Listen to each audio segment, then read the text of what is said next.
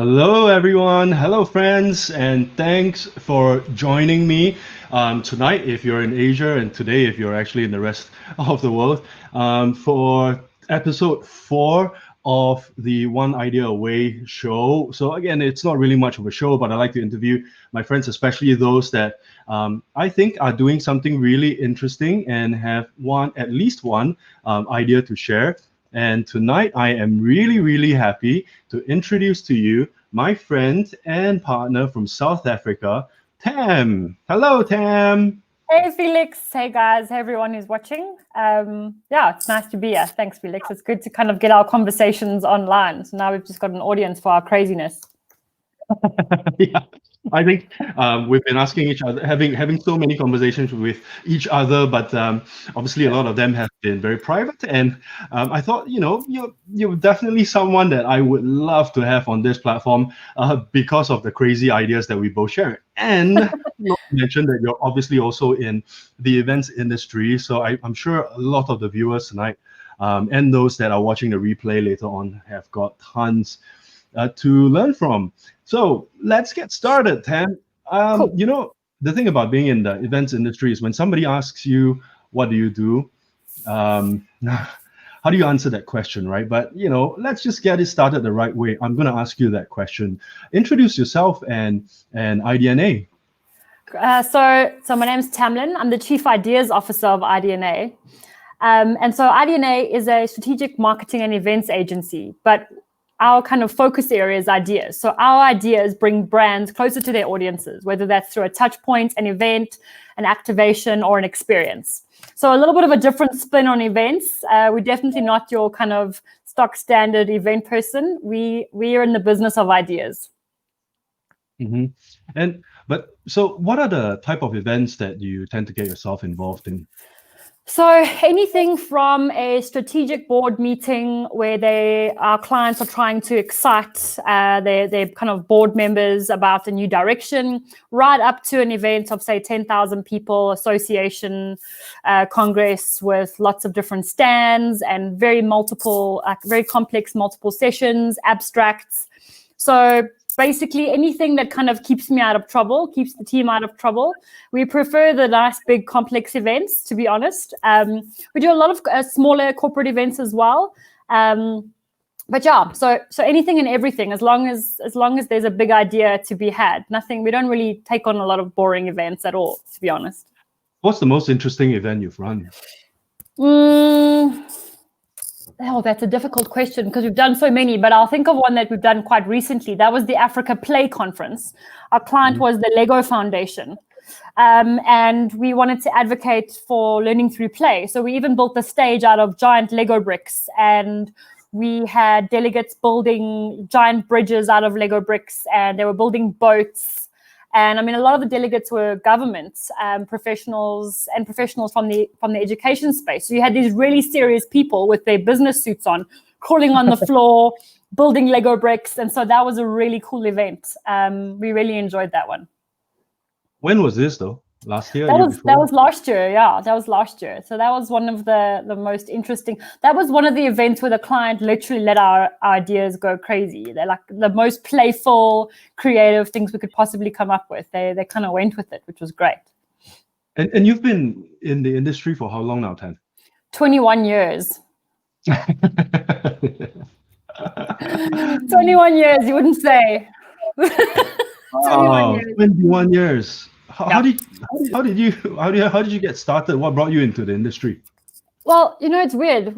I've been very blessed because as a kid, I was always organizing everything, whether that is a fashion contest with my poor brothers dressing up, or whether that was, the street kind of party or whatever that ended up being.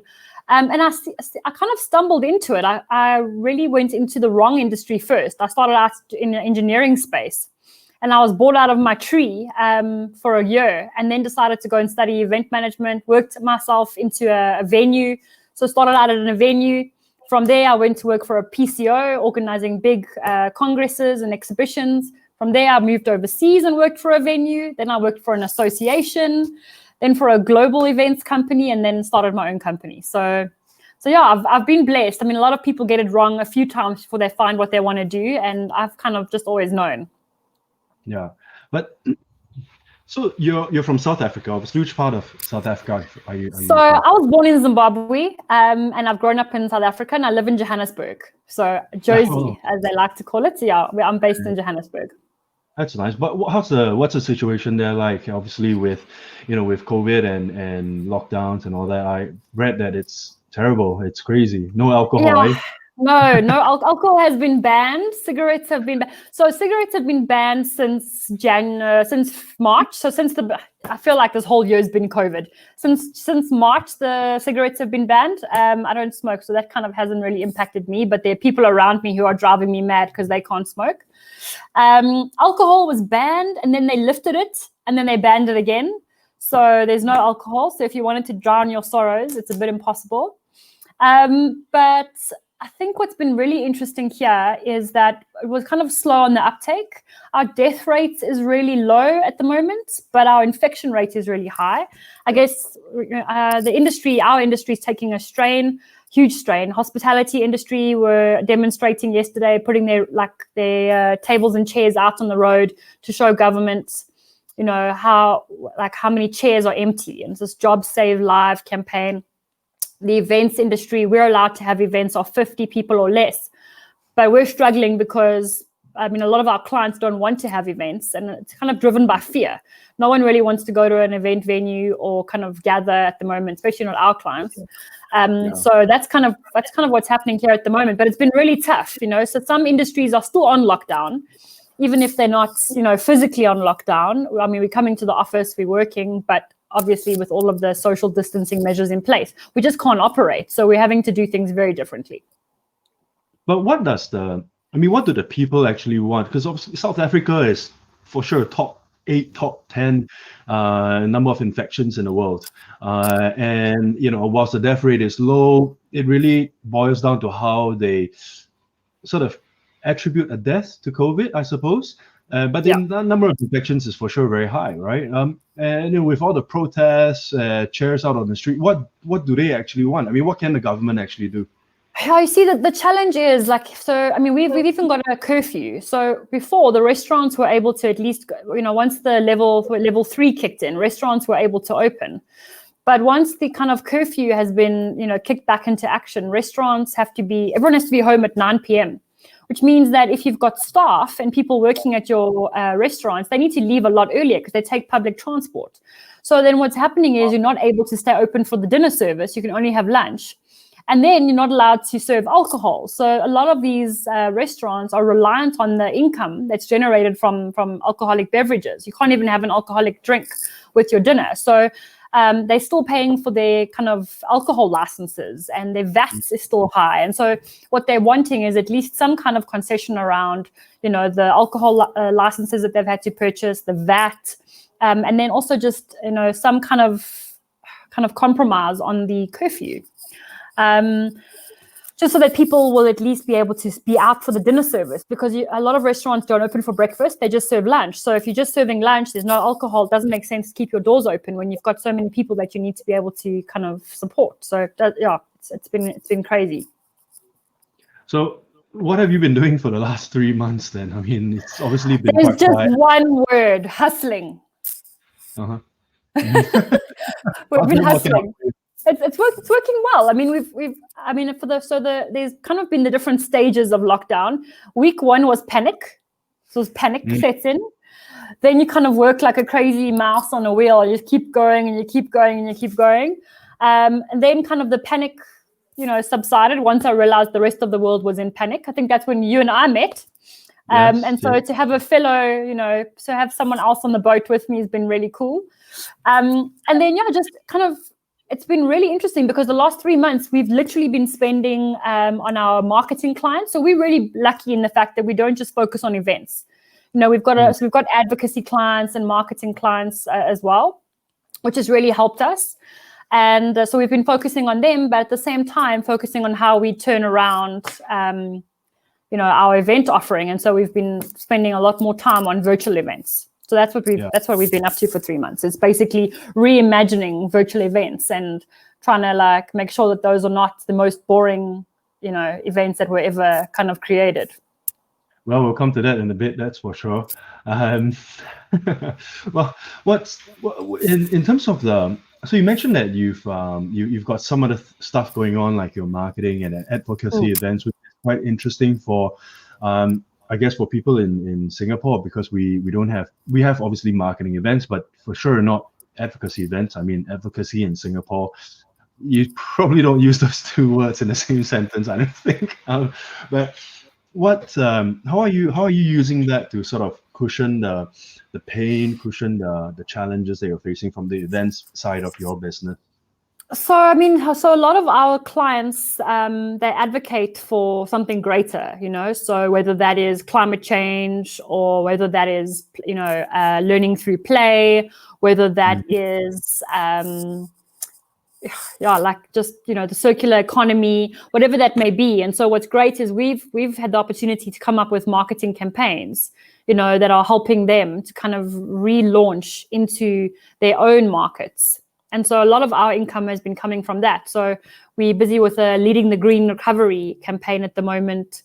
We've got a couple of schools as well that we're working with, who are trying to do like behavior change campaigns around parenting. So getting parents to be more comfortable around sending their kids to school. And if they're choosing not to send their kids to school, that it's okay. And so we're spending a lot more time on those, call them psychological marketing things. Are these online or social media, or what? How are you running these campaigns? So it's social media mostly. And then emails, we're doing some email campaigns, we're doing some webinars, and that's what we're basically doing. It's basically online, all of it. Yeah. And there are still, at least in South Africa, there are still clients and there's still opportunities for such kind of work, I suppose. Absolutely. There's lots of work. It's just about how you position yourself and to think differently. If you think about it, every organization has a challenge. They have a pain point. As long as you can kind of reposition yourself to help them solve that pain point, then you're in business. The difficulty comes when you're not able to shift what you do to answer somebody's pain point, and you're kind of trying to put a square peg in a round hole. So the trick is to kind of be nimble and be quick on your feet, and trying to kind of redesign how you do business to answer the brief, so that when someone tells you, look, they might be your client for 10 years, but if their needs change, your service needs to change. It's as simple as that. So there are quite a few viewers online who are in the events business, and by the way, if you want, just put your questions in the comments. We'll be very happy to take them, as long as they are appropriate, obviously. But I have a few questions of my own on behalf of some of the event professionals in Singapore, I guess. I guess one question is, how do you mentioned about, I like the idea about finding clients or your prospects' pain points, but we're very Asian, so sometimes it's very difficult for us to just ask a prospect or a client what their pain point actually is. At the same time, the people whom we speak to, or the clients that we speak to, sometimes don't know what they want. I guess that applies to most clients. How would you do it if you were here? Well, like if you were here, and obviously you understand the Asian culture being a bit more reserved and less aggressive, less open with our thoughts and our ideas. What would you do if you were running an event planning a company / agency in Singapore? How would you, what would be your next first step?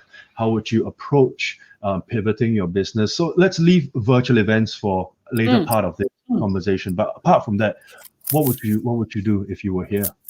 I think, regardless of which environment people exist, the challenges are all the same. There's still an economy. You can still understand what's happening with the economy, and you can still do your research into specific sectors.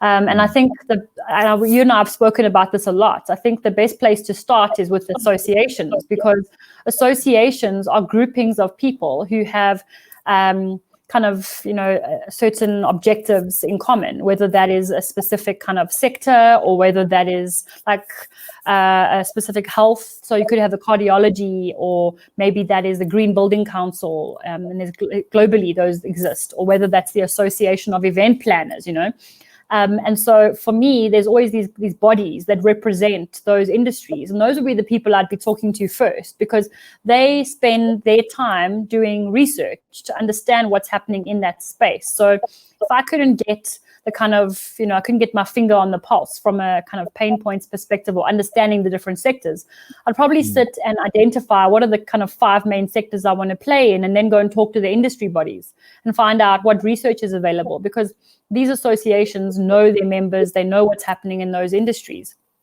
And then I would go and design my kind of product accordingly. I would also then find out who are the main players, who's doing what in those specific spaces. If I was going under the manufacturing association, I could find out like who's really struggling at the moment.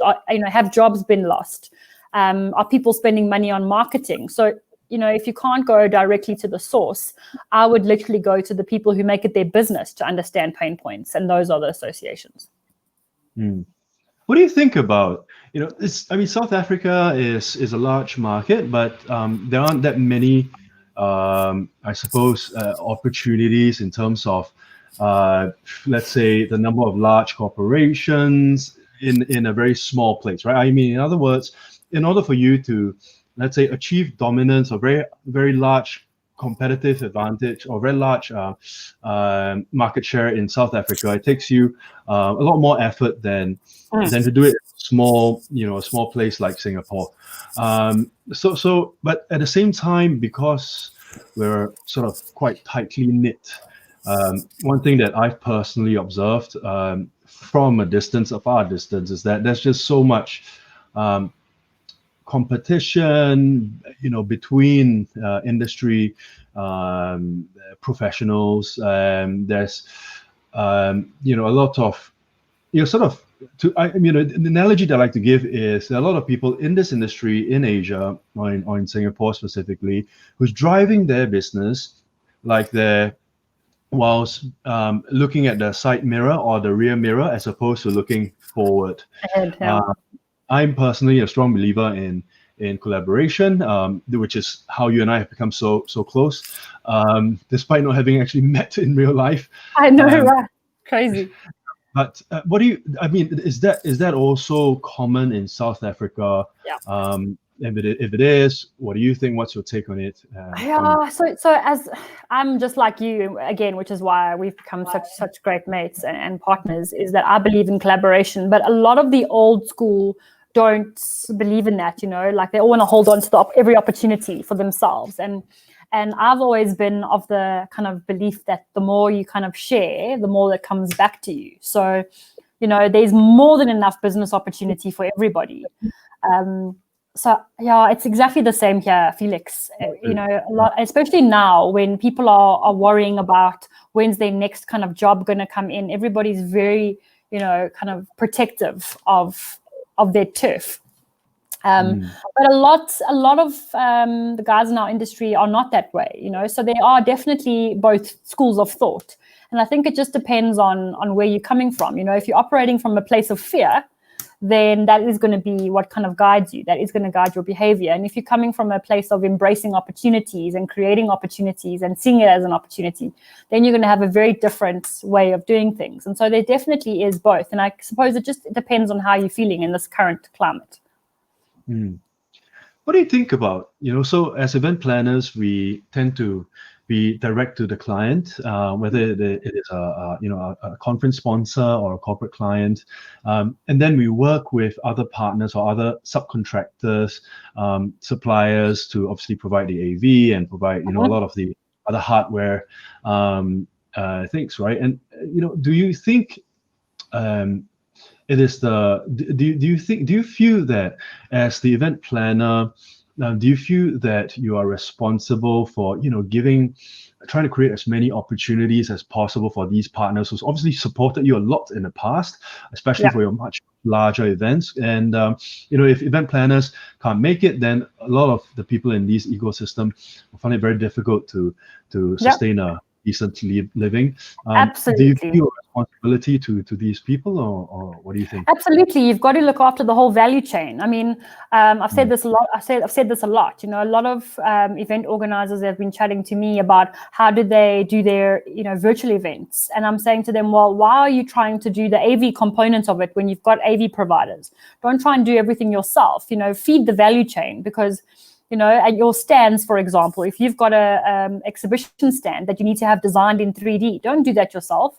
Give that to your stand builders, because every little bit helps. So help your value chain also, reinvent themselves and pass those opportunities down.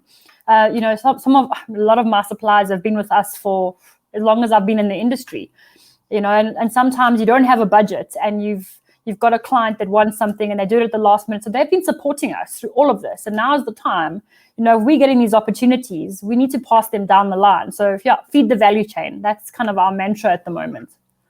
Well, what's your personal mantra then in today's climate? So that was sort of like a corporate mantra. What's your personal mantra? My personal mantra is just keep swimming. Keep swimming. The shark that you are, Tam. Shark that you are. Never stop swimming. just keep swimming. It's interesting, like you and I have spoken a lot about, these personality tests and Enneagrams and all of that. And I think, we share quite a few similarities. And I kind of signed on to that one you told me about. But it's amazing. So for me, it's about, being this kind of enthusiastic visionary. And my husband says to me, only you can be enthusiastic about a time like this. And it's like, I choose to see the opportunity, just keep looking forward. Don't turn around, just keep swimming. Everything's going to work out, and it's just about keeping your head on and not losing it. So that's kind of my personal mantra at the moment. Well, looking forward, what do you think is next for event professionals then? I mean, event professionals, who knows what's going to come next for us, but I think our biggest challenge is going to be changing consumers' behavior and kind of thinking and feeling around virtual events, and then learning about hybrid events and kind of how to make most out of those and selling those to corporates and to associations. How do you get people to embrace the hybrid? I think that's going to be what comes next, and that's only after people start going back to events. I said earlier, even though the restrictions might be lifted, fear is driving a lot of us. I mean, we're driven by emotion as human beings. So it's about whether or not you choosing to go to an event or not.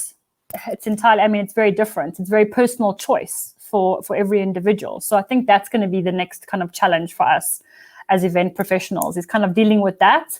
And then trying to create cost-effective ways for people to meet. Because if you think about it, the economies around the world are taking strain.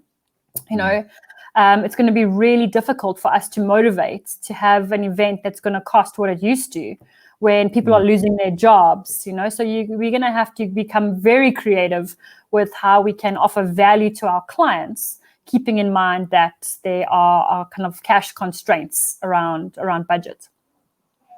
How would you do? So I'm going to put you in a spot here, because just a few days before this, of course you're going to do that. I changed. If it's not on you, I don't know who. So I've changed the description of our live Facebook Live to say this. Basically, I said that we will be dropping so many tip bombs, especially if you're an event professional, that will help you sell your services. And this session is going to be that good. All they need to do is tune in live, ask the questions they've always wanted to ask, take notes, copy and paste, send it to their prospect or their client.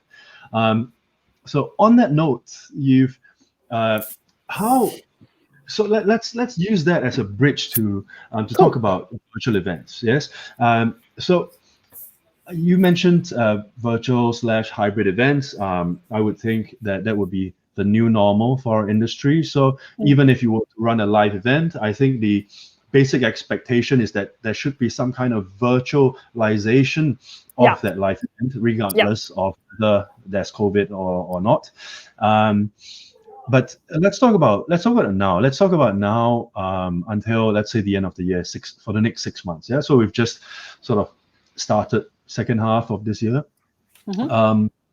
How should an event professional, so let's talk about event organizers first, and then perhaps we can then talk about a little bit lower down the value chain, and so we can try and cover as much value, provide as much value as possible. So as an event organizer who deals direct with clients or sponsors or corporate clients, whether it is for, again, team building, family festivals, all sorts of corporate events, how should an event professional, event organizer position themselves, pitch themselves to their clients?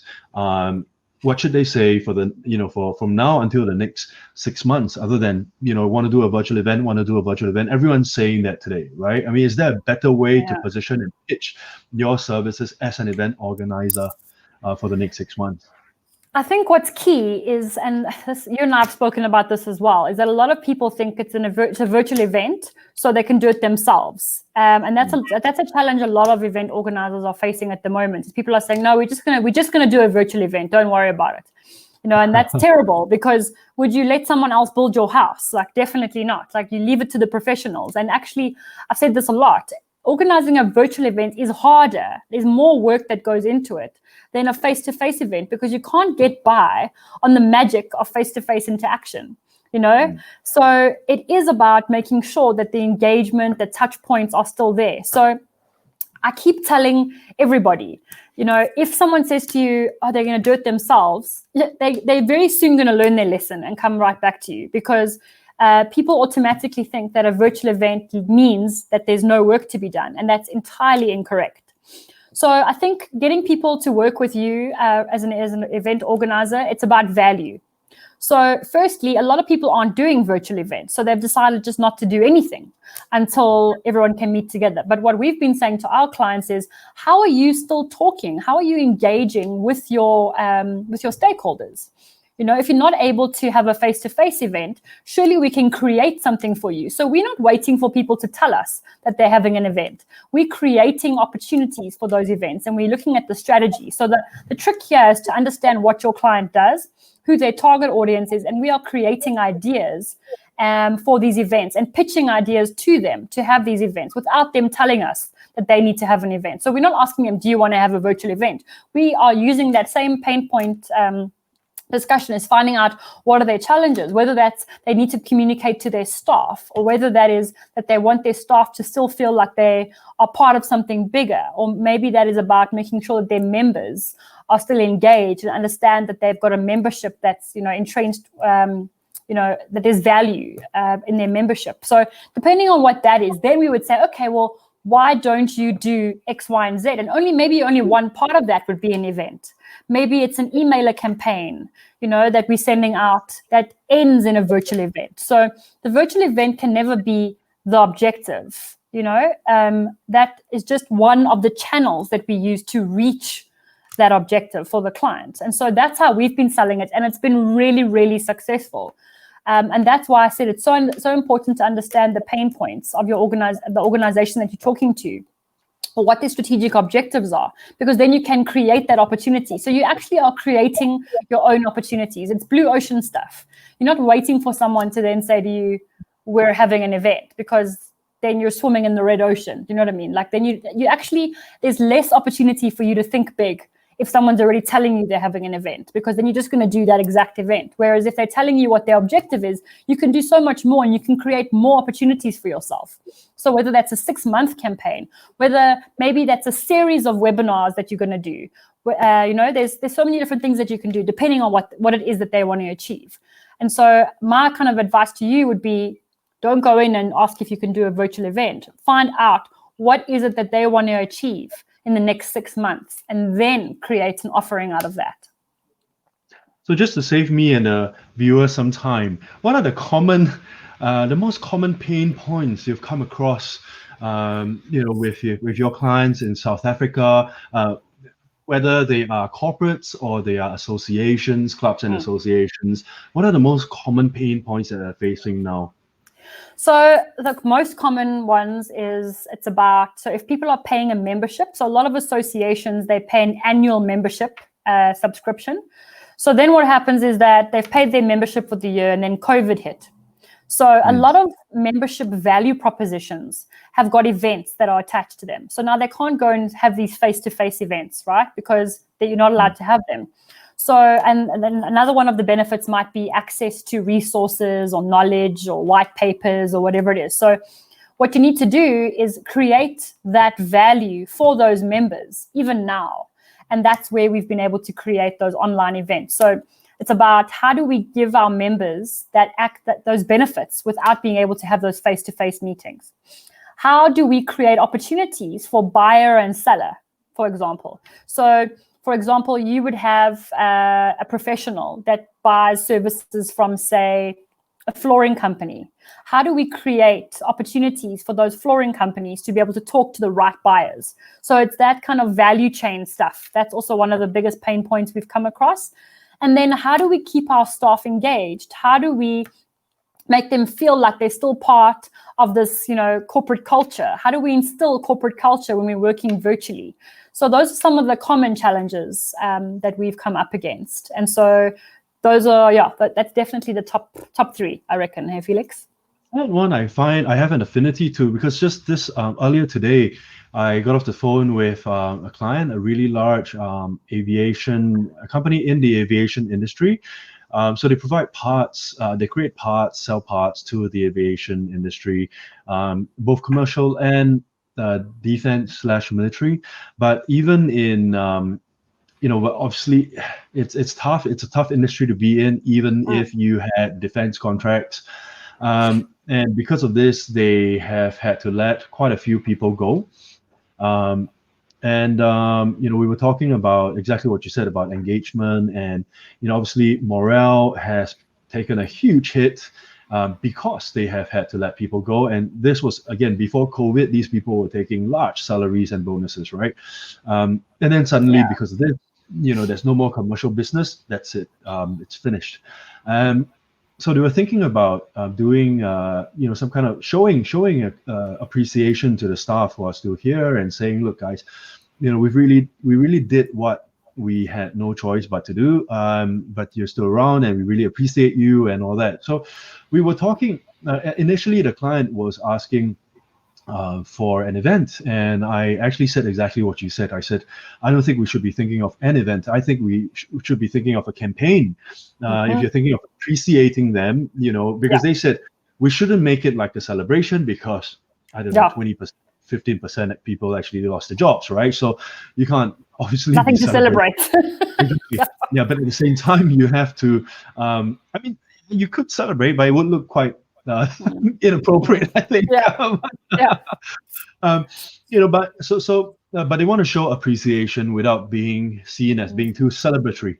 So I said, if you ran one big, nice virtual event with proper food sent to your homes and gifts and all that, then it's going to look like a proper celebration, right? And I don't think that would be an appropriate thing to do. So what I suggested was exactly what you said. I said you should do a series of mini events. They could be email campaigns. They could be webinars to, let's say a mental health talk, for example. It could be a yoga session on a weekend. It could be a parenting class for preschoolers, on a weekday night or something like that, right? Create like a series of events over a period of, let's say, a month or something, right? And because the problem with virtual events, and we'll come to that again, it's very hard to keep people's attention for anything more than, let's say, an hour, right? So if you try to run a really huge event, it's hard, because you just can't get them to sit in front of the screen for an hour or two. It's hard. So I agree. I mean, I've got some tips from you. I'm gonna paste these notes somewhere and maybe the version from the recording. So we talked about self-organized virtual events, and obviously Zoom, Microsoft Teams, Webex. That's something that I've come across so much now. They're saying, so this is two things, right? You've got the end client saying we can do it ourselves because we have a Zoom account and we are paying $50 and we need to maximize whatever, right? And then there are the other event organizers who says, I can organize a proper virtual event for your company or your association on Zoom, right? You don't need anything else. All you need is Zoom. What do you think? So I think that's boring as all hell. I mean, there's a place for it, I guess, depending on who you are and what you're kind of doing. But why settle for boring when you could make it engaging? So how do you go from having an event with loads of engagement and face-to-face and there's that excitement to Zoom or to Webex?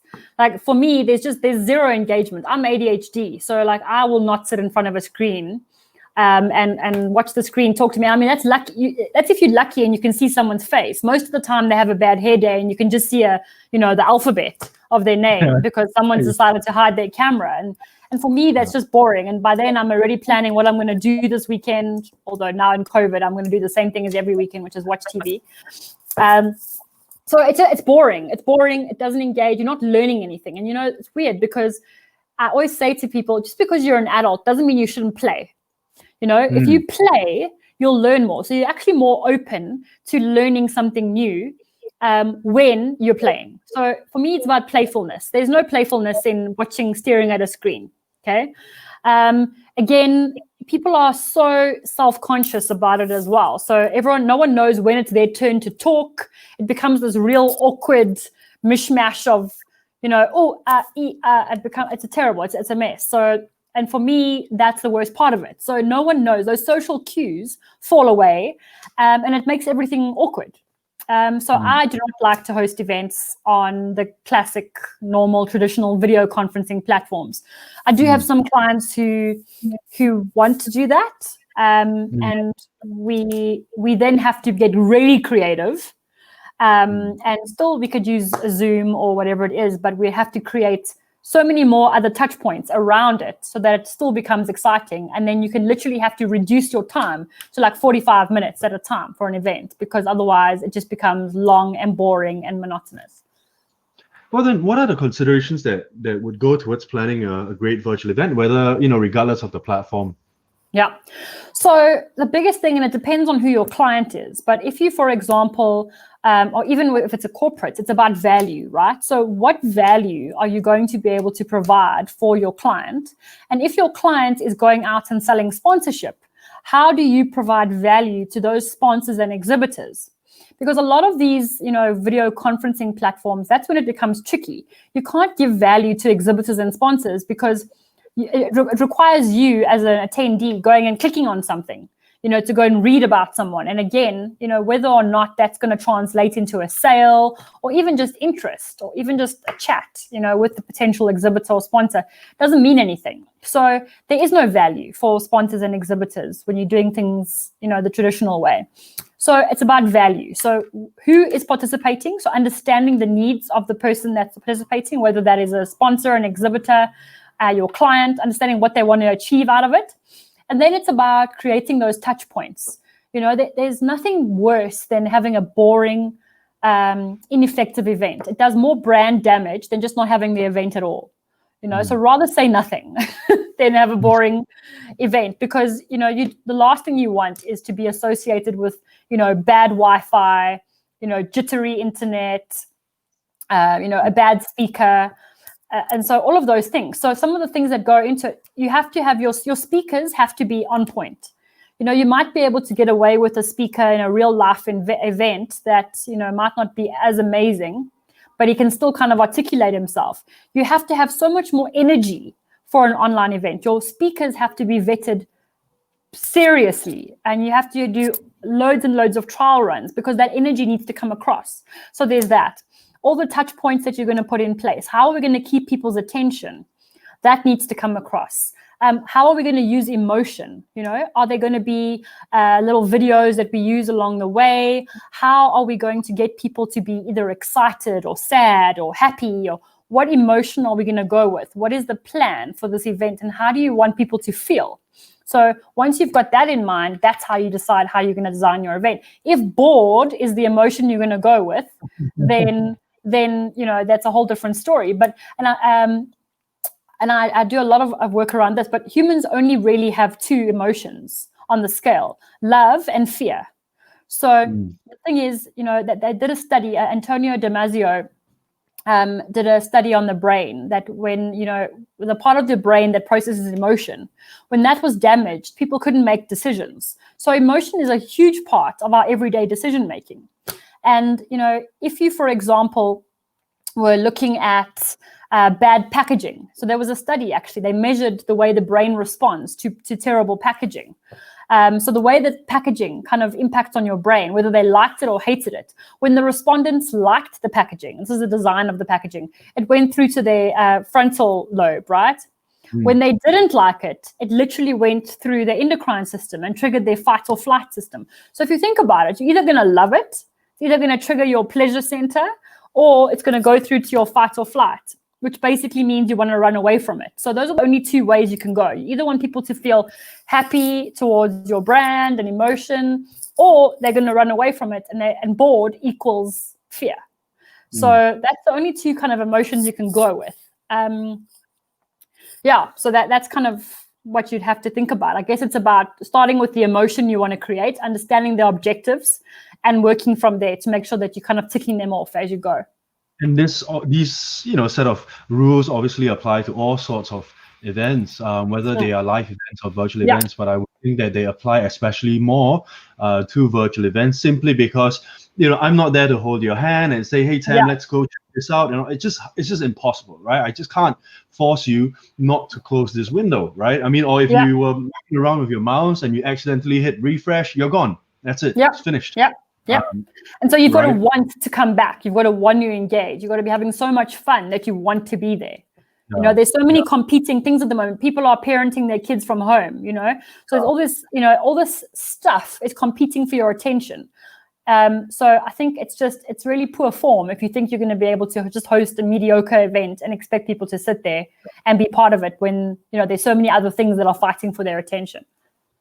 Well, we've got one question from Mike Raj. Thanks for asking the questions. And before you answer it, anybody else who's got questions, just feel free to put it in the comments box. But the question is in relation to that Wi-Fi or technical failure. Actually, I touched on this with a client. So we've recently got an event to run for a pharmaceutical company in Singapore.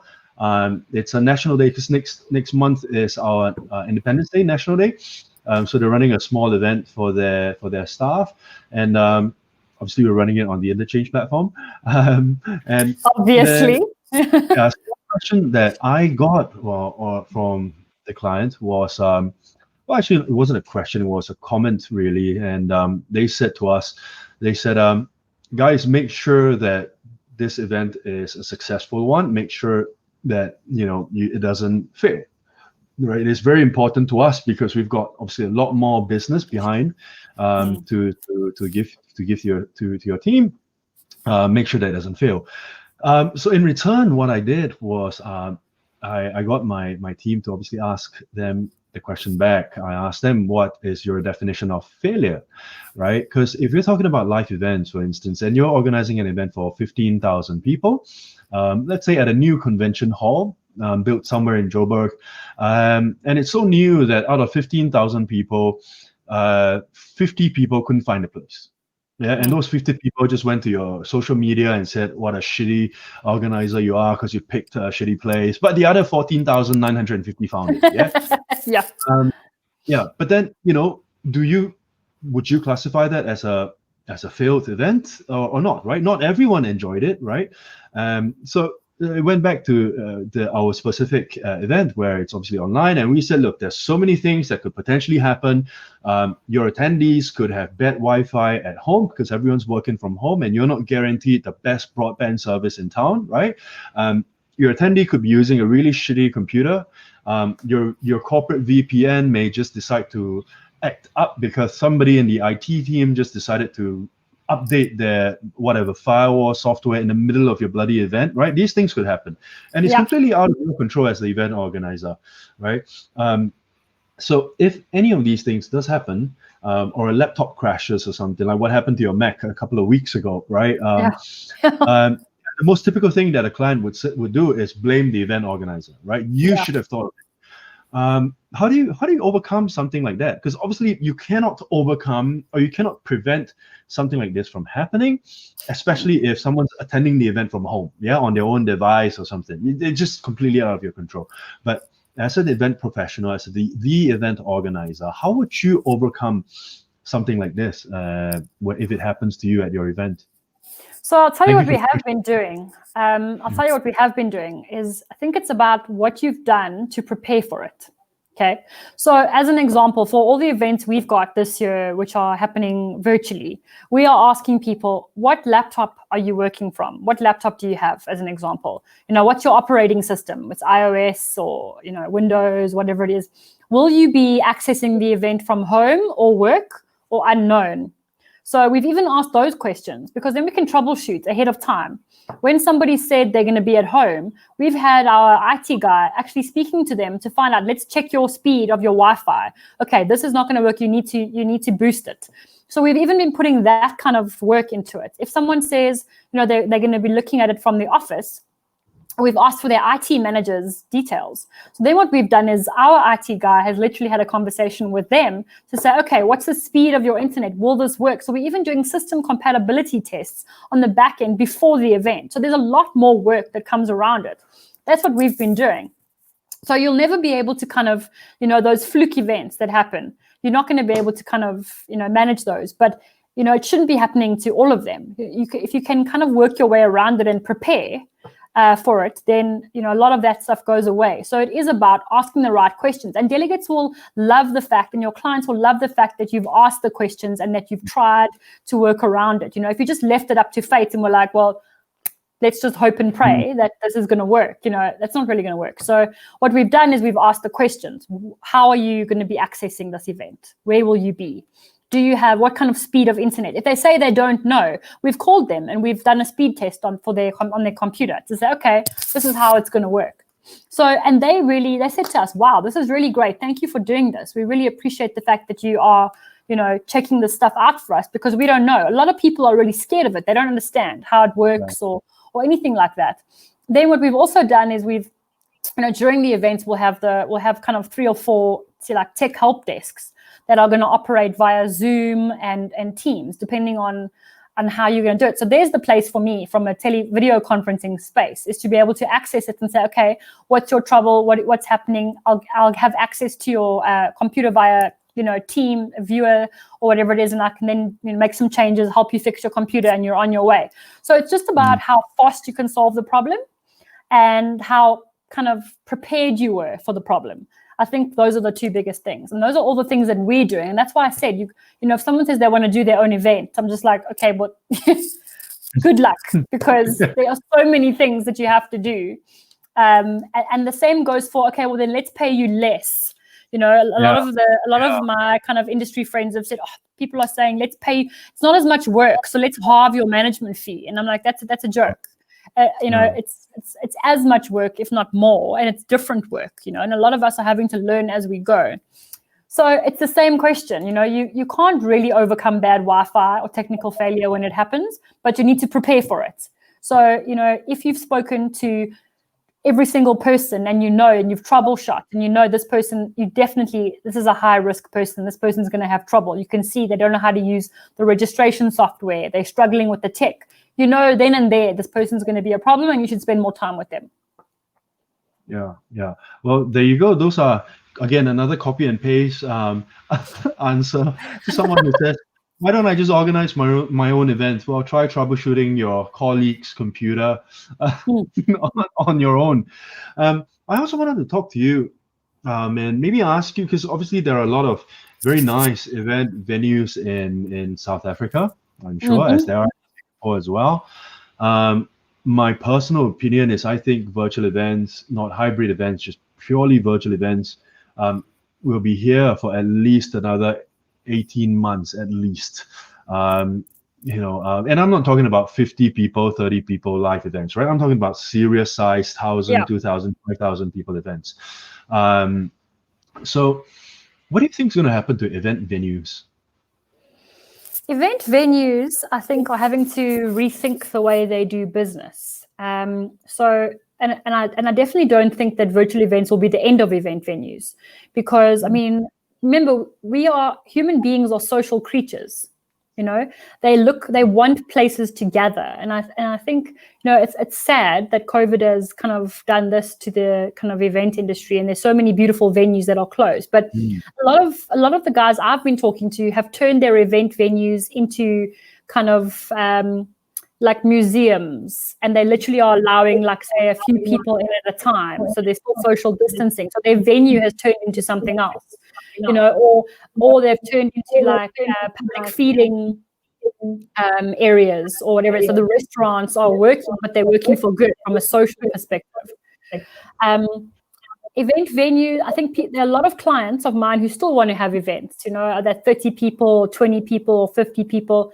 And so, I mean, in our industry, we ran a proof of concept this week, which was basically having an event of, say, under 50 people in one space, and then live broadcasting to other venues. So, for example, you could do the 50 people throughout, and there's still space for the 10-person board meeting, and we're getting those requests. So I think venues are going to get a lot more of the board meeting. People are bored of sitting at home at their desks or in their offices. They're craving that human interaction. So I definitely don't think that event venues are going to be, there's not the end of event venues. They're just going to have to cater to a lot smaller events. And I think there'll be a lot more of those. And I think what they need to do is relook their costing structures and looking at how they can create, personal experiences, and maybe like from a dining perspective, like here in South Africa, restaurants are allowed to be open. So maybe there's a way they can have their restaurant section, doing something that kind of makes up for that. But I definitely don't think big events are going to return anytime soon from a face-to-face perspective. And whether or not that's government lifting the restrictions, for me, it's about the people and then about the cost. Yeah. So it just becomes too expensive. So if you look at the cost of having a face-to-face event, the price of a day conference package, audio, visual, speakers, travel, all of that, it pushes your per person cost just so much higher. And in today's kind of economy, people can't afford that. So the cheapest option is to be online because of the cost. But if people could choose, and I think this is where event venues are going to have to get creative around their costing, is if they can reduce those costs or be more creative around the cost approach, then people will be able to go back to that face-to-face interaction a lot faster, keeping in mind that there are obviously budget constraints in play. Well, on that note, then, do you still think there is a future for live events? Yes, I mean, let's say there's a hiatus of 2 years, 3 years before you get a serious live face-to-face event. Do you think it's going to come back in after this is over? Again, people are social beings. People want to gather. And I mean, I took a drive on the weekend past a farm it's like a dairy farm, and it was packed. It was packed. I'm surprised. But I mean, people, even though, they know that there's a risk. In Singapore as well, they're called supermarkets. So I think people are looking for outdoor spaces to be able to sit and be, and everyone wants to get together. I mean, everyone I'm speaking to just says, I'm missing the rugby match, or I'm missing the football, like a live football match, or I'm missing, that music concert, or I'm missing being able to talk to my colleagues and shake someone's hand. I don't think that live events are disappearing. There's no way in hell. Again, remember, we are created to be social. We are not kind of isolated creatures. We're not made to be like this. We're made to be around each other and to learn from each other. And so I think live events, as far as I'm hoping, will be back at some point next year, in some form. But like I said, I definitely don't think they're going to die. In fact, I think people are going to really, really be craving them. I mean, I can probably list on the top 5 what I want to be doing as soon as, there's a cure for COVID. And all of them involve like hugging strangers or talking to strangers or being in just a group full of just people, and being able to be so close to them you can smell cologne. Like, I'm craving that connection. And I think everyone else is as well. So that says a lot for. The first thing on our list is to get onto a plane and go to South Africa, that's for sure. Yes, come. Well, we've still got another at least 6 to 18 months before you can have a proper serious sized live events. Yeah. What would you advise anybody who's looking to plan an event for the next, let's say, 6 to 12 months? So this could be for whether for an event organizer, an event professional. It could be an event corporate. It could be just someone who wants to do it for the company because their boss is just too cheap to pay somebody else to run a virtual event. You know what I mean? Like what's the top, let's say, 3 advice that you would give without repeating yourself, obviously, because I know you've covered quite a bit of this already. Yeah. So the biggest thing, and I've said it, is don't bore people to death. There's going to be. I sometimes make a joke that next to COVID, another cause of death could be boredom, like webinars, death by webinar. So don't kill people. It's not the right thing to do. Don't be boring. That's the first thing, and then cost. I think it's about what are you trying to achieve from your event. Does this event really need to happen? So if it's something that could be achieved just by having a meeting or a call, do it that way, because the problem is you're taking all the magic out of having that event. If you're just using a boring reason to have an event, it's not an event. So you're ruining it for everyone else, really. If you could just have a meeting, rather have a meeting. Don't call it an event. That's the other thing. Because you're giving everyone else a bad name. So just call it a meeting, and let's be done with it. And then cost. It's around cost, and if you are going to charge people, keeping in mind what's happening with various economies around the world, and looking at the value. How do you give value for that particular cost? So I think those would be the 3 things we look at, and that's definitely what we're doing at the moment when we look at an event. It's like, do we call this an event, or is it really a meeting? Based on what the client has briefed us on. Don't call it an event if it's not. If it doesn't have, if it looks like a pig and it squeaks like a pig, it's a pig. Like, don't call it an event. So there's that, and then the cost perspective, and keeping in mind that you are vying for people's attention. So how are you going to keep people's attention? If you're not going to be able to do it, rather don't do it. Right. Well, so we're coming to the tail end of this because we just hit the 1 hour mark, and I'd like to ask you, what's one good thing that's come out of this pandemic for you?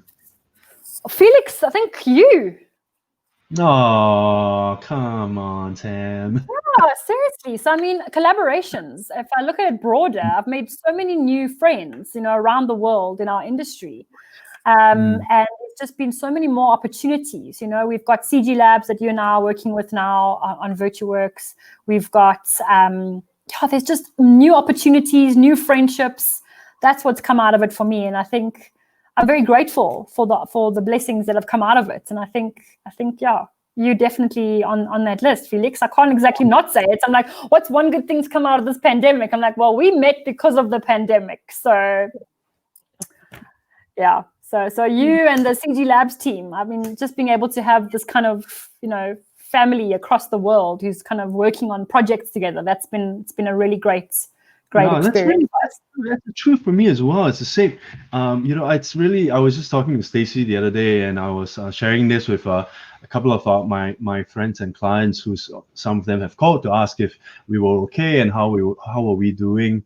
And I said to them, this is I'm going to sound really crazy, but I'm actually quite glad it happened, because now I'm having calls with my team in the morning, calls to clients / prospects in Asia in the afternoon. As it gets to the late afternoon, I'm having calls with you, with our friends in the UK, and then at night after dinner, I'm having calls with partners in North America, in the US, in Canada.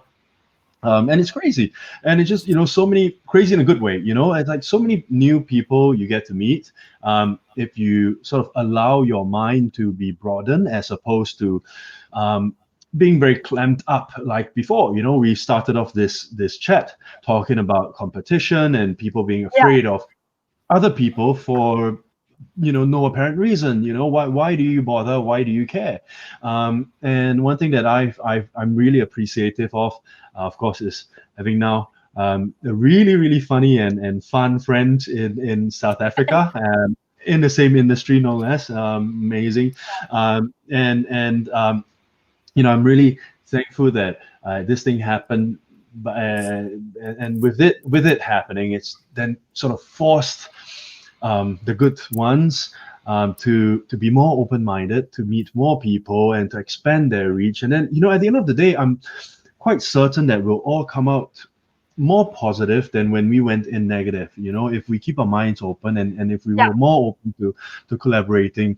I was just putting a deck together the other day, and I said, we could do, and that's on my webinar as well. And I said we could we're events people, right? We could do anything. We could overcome any challenge because we're events people, and we could do it by ourselves. We don't need anybody else. But it is certainly faster if we did it together. We could, Completely. you and I could do it by ourselves, but if we did it together, it'd be faster for the both of us, right? So why would we not work together? Why would we not collaborate? Like you said, the market is so huge.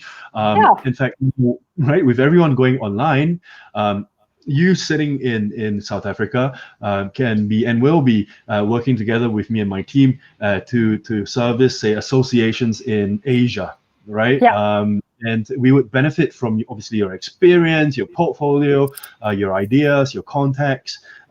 Whereas in the past, we would never be able to enter that industry because we don't have a partner like you here in Singapore, right? And likewise, anything else that we are doing here in Singapore has, in a sense, for team building especially, has benefited your business. I mean, exactly. We're using your team building software, so I think there's just so many. There's so much magic that can come out of it if you just open your mind to it.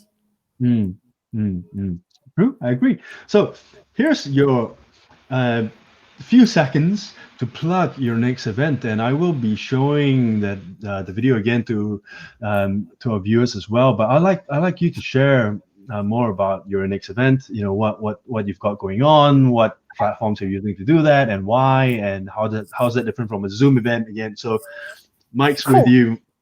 So we've got 2 large events coming up next. So the one is the Green Building Convention, and that's kind of for the built environment. And that's the video that you kind of showed earlier and you'll show again. And the other is the Institute for People Management. So all the HR professionals looking at the kind of digital next. How do we work? Is the workplace dead kind of thing? And so, and I'm speaking specifically about your poster behind you, Felix, your work is dead poster. So I think we'll be talking about that. But so we're using a platform called VirtueWorks, and this is something that Felix and I are partnered with a company called CG Labs. Felix is our Asia kind of a partner, and I represent the African market. And the platform really it's a game. It's a game. So the best way to explain it is that you will create your own avatar to look just like you. You will walk around in an environment that you've chosen, whether that's a venue. So for example, when you're talking about how do venues make it now, we could scan your venue, for example, and people could walk around your venue virtually and have an event in your venue without being at your venue. So for the Green Building Convention, we've got, we've kind of worked on a really beautiful environment that kind of embraces the kind of green design principles. And then we've got like a big exhibition as well. So you'll be able to go to each stand and talk to them. And the more you engage in the platform, the more points you get. So, to kind of get people to embrace this challenge of learning a new platform, you give them points. So if you're a sponsor, you'd get 10 points to go to a sponsor's booth. Whereas if you went to a normal booth, you get, say, a point. If you go to a session, you get a point. And you can see a leaderboard. So you can see who's winning, who's kind of engaging the most in the platform, who's talking to strangers, who's embracing it, So there's a game, and that's kind of what keeps people going.